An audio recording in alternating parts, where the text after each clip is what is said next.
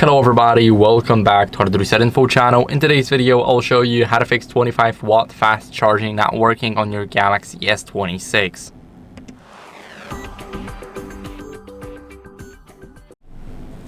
So first, you need to make sure that you're using a compatible 25-watt PPS charger.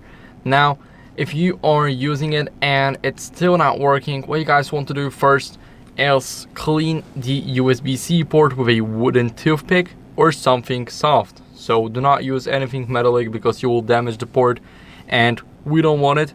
So as you guys can see, we got the port at the bottom. Now my port is not dusty, it has nothing in it. It's very clean. So what you guys want to do in this case, if your port is also clean, you guys can simply verify that fast charging is turned on in the settings.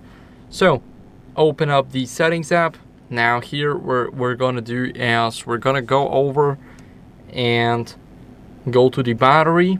Now in the battery, scroll down to the charging settings. Here we want to make sure that fast charging is enabled and that we get the charging information. And now what we can do next as a last resort is update our software. So it might also be a software glitch and we want to get rid of it.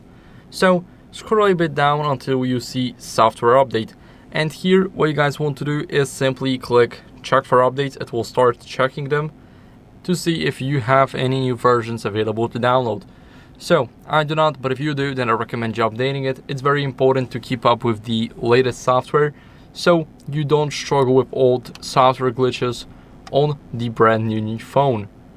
So that's it for the video. I hope it was helpful. If it was, then leave a like, subscription and a comment, and I'll see you in the next one. Bye.